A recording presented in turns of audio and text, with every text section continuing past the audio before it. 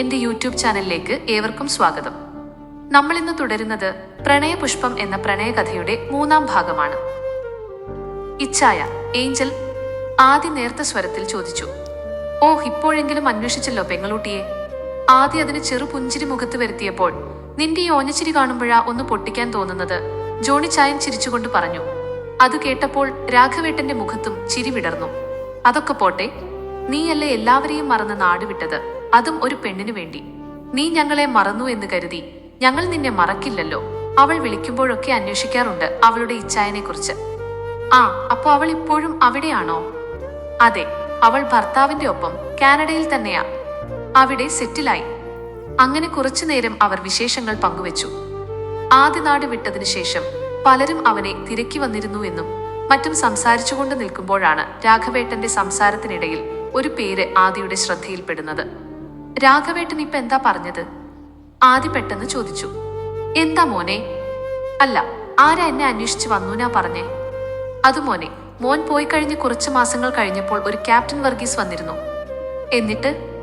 വർഷങ്ങൾ കുറച്ചായില്ലേ, എനിക്ക് ശരിക്കും ഓർമ്മയില്ല. ഒരു സായാഹ്നത്തിലായിരുന്നു അദ്ദേഹം വന്നത്. നിന്നെക്കുറിച്ച് ചോദിച്ചു.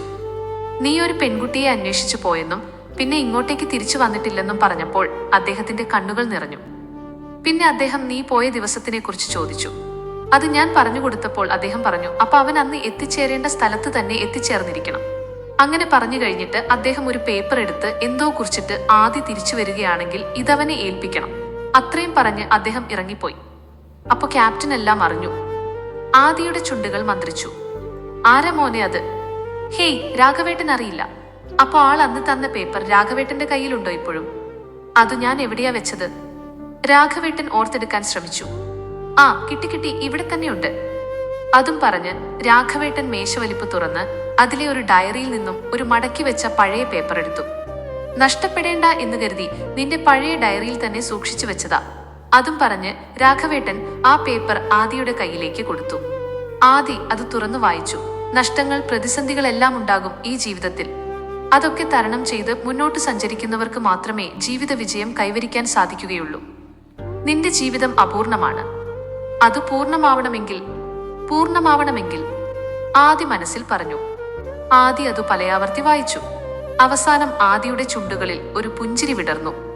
എന്തൊക്കെയോ ഈ ജന്മത്തിൽ ചെയ്തു തീർക്കാൻ ബാക്കിയുണ്ട്. ആദിയുടെ മനസ്സ് മന്ത്രിച്ചു. എന്താ മോനെ, എന്താ അതിൽ? രാഘവേട്ടൻ വായന കഴിഞ്ഞത് കണ്ടപ്പോൾ ചോദിച്ചു. ഹേയ്, അതൊന്നുമില്ല രാഘവേട്ട. അദ്ദേഹത്തിന് എന്നെ ഒന്ന് നേരിൽ കാണണം എന്ന്, അത്രമാത്രം. അല്ല ആദി, നീ അന്നൊരു പെൺകുട്ടിയെ തേടിയല്ലേ പോയത്? എന്നിട്ട് ആ കുട്ടിയെ കിട്ടിയോ? ജോണി ചായൻ ചോദിച്ചു. ഹേയ്, എവിടുന്ന് കിട്ടാൻ? ആദി ചെറുപുഞ്ചിരിയോടെ പറഞ്ഞു. നീ ഞങ്ങളോടൊക്കെ കള്ളം പറയാൻ തുടങ്ങിയല്ലേ? ജോണി ചായൻ ചോദിച്ചു. ഇല്ല ഇച്ഛായ, നീ അന്ന് പോയിട്ട് അവളെ കണ്ടു എന്ന് നിന്റെ മുഖം പറയുന്നുണ്ടല്ലോ. ജോണി ചായൻ പറഞ്ഞു. അതെ, കണ്ടു ഇച്ഛായ. കണ്ടു സംസാരിച്ചു ഒരുപാട്. അത് പറയുമ്പോൾ ആദിയുടെ മിഴികളിൽ നനവ് പടരുന്നുണ്ടായിരുന്നു. എന്നിട്ട് എന്താകാൻ ഇച്ഛായ? അവൾ അവളുടെ പാട്ടിനു പോയി, ഞാൻ എന്റെ പാട്ടിനും. അതുകൊണ്ടാണോ നീ ഇവിടേക്ക് തിരിച്ചു വരാതിരുന്നത്? അതെ, അവളെ എങ്ങാനും എന്റെ കൺമുന്നിൽ കിട്ടിയാലുണ്ടല്ലോ, ആദ്യം അവളുടെ കരണം നോക്കി ഒരെണ്ണം പൊട്ടിക്കും. പിന്നെ അവളുടെ മുഖത്ത് നോക്കി, എന്തിനാടി എന്റെ കൊച്ചിനെ സ്നേഹാമൃതം നൽകി കൊതിപ്പിച്ചത് എന്ന് ചോദിക്കും. ഇച്ഛായ, അത് കേട്ടപ്പോൾ ആദി ഒരു നടുക്കത്തോടെ വിളിച്ചു. എന്താ മോനെ, അത് വേണ്ടേ? മോനോട് അവൾ ചെയ്തതിൽ ഞങ്ങൾ അത്രയെങ്കിലും ചെയ്യേണ്ടേ? ജോണി ചായൻ പറഞ്ഞു. ഇച്ഛായ, അവൾ പാവമാണ്. അവളല്ല ഞങ്ങളുടെ വേർപിരിയലിനു കാരണം. എല്ലാം വിധിയുടെ വിളയാട്ടമായിരുന്നു. ഞങ്ങൾ തമ്മിൽ ഒന്നു ചേരുന്നത് ഈശ്വരൻ ഇഷ്ടമല്ലായിരുന്നു, അത്രയുള്ളൂ, ആദി പറഞ്ഞു.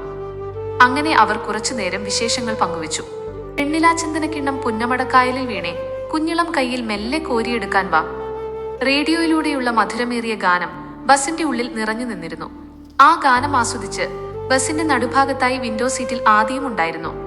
വെളുപ്പിന് രാഘവേട്ടനോട് യാത്ര പറഞ്ഞ് ബസിൽ കയറുമ്പോൾ ആദിയുടെ മനസ്സിൽ ഒരു വാചകമേ ഉണ്ടായിരുന്നുള്ളൂ. ക്യാപ്റ്റൻ വർഗീസ് അദ്ദേഹത്തിന്റെ കത്തിലെഴുതിയ വാചകം, നിന്റെ ജീവിതം അപൂർണമാണ്. അത് പൂർണ്ണമാവണമെങ്കിൽ, അതെ, പൂർണ്ണമാവണമെങ്കിൽ ആ ലക്ഷ്യം തേടിയുള്ള യാത്രയിലാണ് ആദി ഇപ്പോൾ. നാട്ടിലേക്കുള്ള തിരിച്ചുവരവിൽ ഒരു ഉദ്ദേശമാണ് ഉണ്ടായിരുന്നത്. 5 വർഷങ്ങൾക്ക് മുൻപ് ഉപേക്ഷിച്ചതെല്ലാം ഒരു തവണ കൂടി ഒരു നോക്ക് കാണുക എന്ന ഉദ്ദേശം. അതിൽ പ്രധാനമായിരുന്നു ഈ യാത്ര. എന്നെ തേടി ക്യാപ്റ്റൻ അങ്കിൾ വരണമെങ്കിൽ അവളെല്ലാം അദ്ദേഹത്തോട് പറഞ്ഞിട്ടുണ്ടാകണം. ആദിയുടെ മനസ്സ് മന്ത്രിച്ചു. ഒപ്പം ബസ്സിലെ ആ പ്രണയ സംഗീതത്തിൽ ലയിച്ചുകൊണ്ട് ആദി പതിയെ സീറ്റിലേക്ക് ചാഞ്ഞു.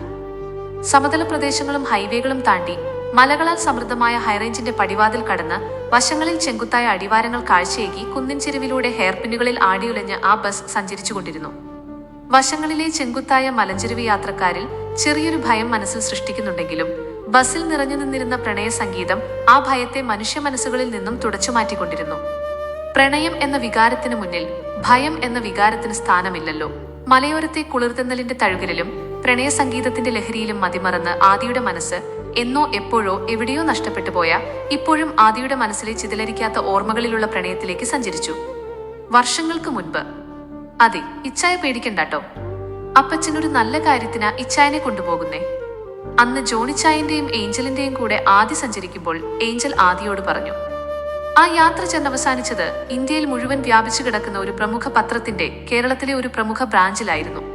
ജോണിച്ചായന്റെ പരിചയം വെച്ച് ആദിക്ക് അവിടുത്തെ ഒരു പ്രമുഖ എഡിറ്ററുടെ അസിസ്റ്റന്റായി ജോലി കിട്ടി. ചെറുപ്പം മുതലേ എഴുത്തിൽ നല്ല മികവ് കാഴ്ചവെച്ച ആദിക്ക് പത്രപ്രവർത്തനം ഇഷ്ടപ്പെട്ട മേഖലയായിരുന്നു. അങ്ങനെ 3 വർഷം പെട്ടെന്ന് കടന്നുപോയി. പത്രങ്ങളിലെ ലേഖനങ്ങൾ തയ്യാറാക്കുന്നതിൽ ആദിയുടെ പങ്ക് വലുതായിരുന്നു.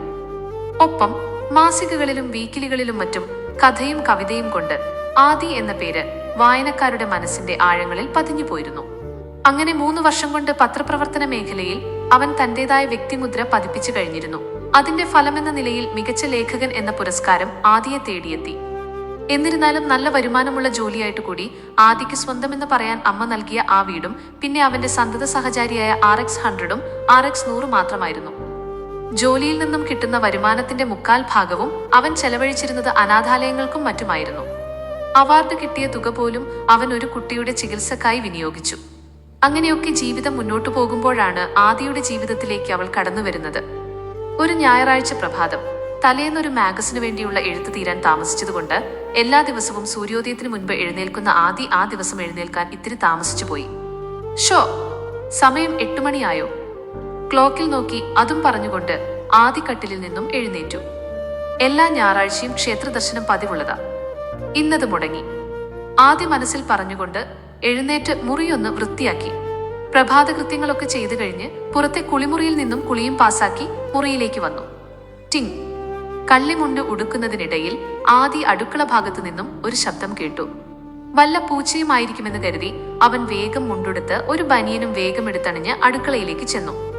പൂച്ചയെ പ്രതീക്ഷിച്ചു പോയ ആദിക്ക് അവിടെ പൂച്ചയെ കാണാൻ സാധിച്ചില്ല. പക്ഷെ വേറൊന്ന് ആദിയുടെ മിഴികളിൽ പതിഞ്ഞു. അടുപ്പിൽ കനലെരിയുന്നു. അടുപ്പിനടുത്ത് ചായ വെക്കുന്ന വാൽപാത്രവും ഇരിക്കുന്നു. ഇതാരാ ഇപ്പൊ ഇവിടെ ചായ വെക്കാൻ? രാഘവേട്ടൻ എങ്ങാനും വന്നോ?